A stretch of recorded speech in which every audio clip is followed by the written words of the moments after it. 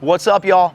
Hey, got an awesome question from one of my most loyal and devoted followers. It's actually Cameron, who's my videographer here and handles a lot of our social media.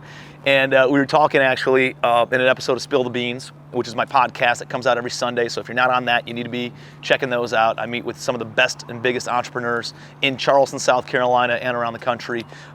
We just sit down and grab coffee, and you can be kind of a fly on the wall watching that. But anyways, we just had a conversation, and Cameron was recording. She goes, afterwards, she said, Tim, like, does the BRRRR method still work? And I think that's a very valid question. So I wanted to create a quick video on that for you guys.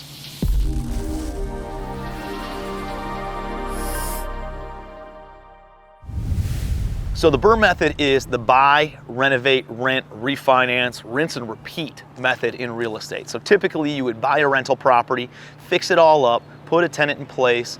By increasing the value on that, you can then refinance it and pull all your money or pay off your hard money.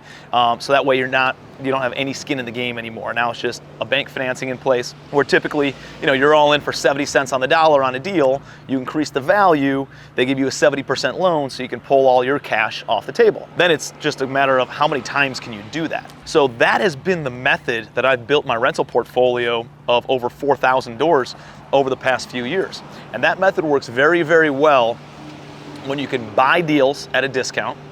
You can increase the value by putting sweat equity into those properties. And then you can go back to the banks because the appraisals are coming in higher, potentially, than what you could sell it for on the open market. And the financing terms are better than what maybe somebody would pay for it on the open market. So that's how I built a lot of my portfolio from 2015 to 2020. The question is, does that method still work, right? The market's gone bananas, and now that interest rates are rising, what does that look like? Great question. So what I would say is that our purchasing criteria has changed dramatically over the past 2 months. The reason being is actually twofold. The first is that the market is different. And when you think back and, I look at my career in real estate from 2005 to today, and so what I found is that there's different things that lead the way based on the market shifts and things that occur in the economy. And so in 2005, flips were real big, right? You get no doc loans, zero down, and get 100% financing from banks on deals, 2005, 6, and then all of a sudden when the bottom falls out in 2007 and 8, money was nowhere. So then creative finance became a thing. Or short sales were a massive thing. Loan modifications were huge back in the days right after the market shifted. There were a lot of people losing their homes to foreclosure, so people would go out and say, hey, let me help you modify your loan, or help me do a short sale on it. The banks were taking losses, and then investors were coming in and buying those properties at lower basis. So that all changed as money became easier to come by and equity started building up again. And then all of a sudden you could find deals and you could raise capital and bank financing popped up again. So then the BRRRR method made a lot of sense in the 2010s. Now what's happened over the course of the past 2 years is it's been very much a seller's market. We've actually been selling off a lot of our C-class stuff. We've been selling off a lot of our smaller buildings, things that aren't what we want to hold or where we want to be long term. Because of the market shifting, that's number one, you're gonna follow the money. You're gonna follow what works. The past couple years, it made sense to sell your portfolio. It made sense to transact, flip, wholesale different deals, not just single family, but also apartment and commercial type properties. That made sense because there was a ubiquitous amount of capital out there and a finite amount of deals, so it made a lot of sense if you could transact that way. Now with interest rates rising, things have changed again. So when interest rates go up, it makes no sense to refinance something right now if you have these higher interest rates, right? And typically because there's higher interest rates, cap rates are increased as well, which means valuations come down on rental real estate. So now you're not getting the values from a refinance as you might have gotten from a sale. So the first thing to understand is you got to change as the market changes. You got to follow the money and follow the different opportunities that are available based on the external variables of the marketplace. So we're not doing BRRRR as much right now as maybe we would have done over the past few years. Now hold up, I'm going to tell you exactly what we are doing after the second point.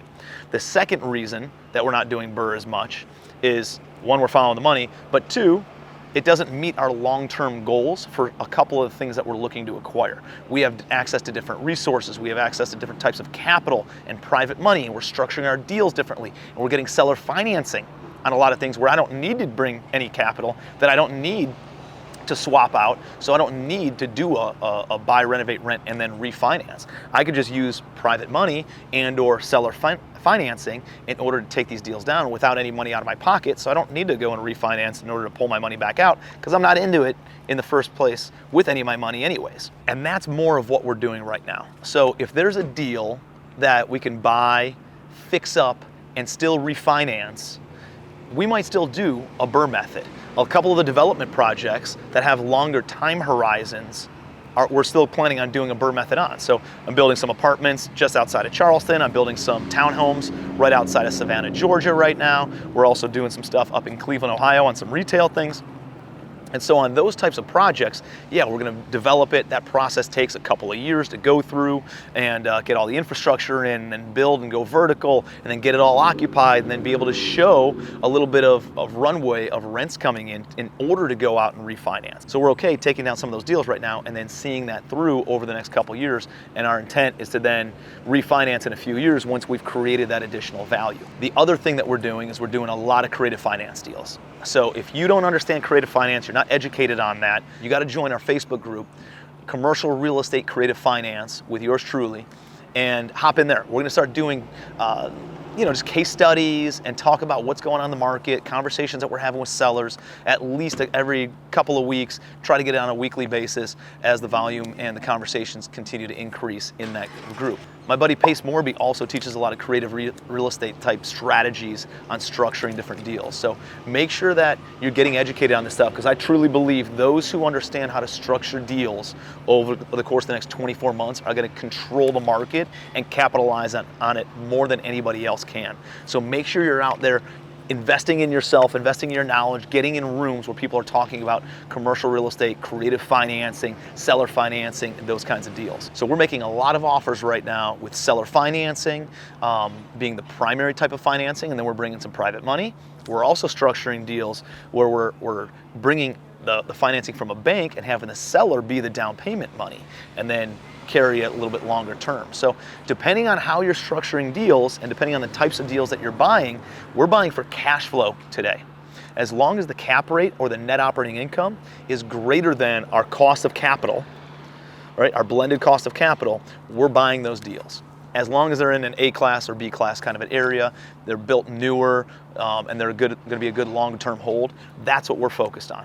Those two reasons: one, the market's changing, and two, it meets our goals better than what some of the other things that we were working on, the heavy value add, C-class type properties over the course of the past 4 or 5 years. So that's what we're working on. That's how we're structuring our deals over the course of the next couple of years.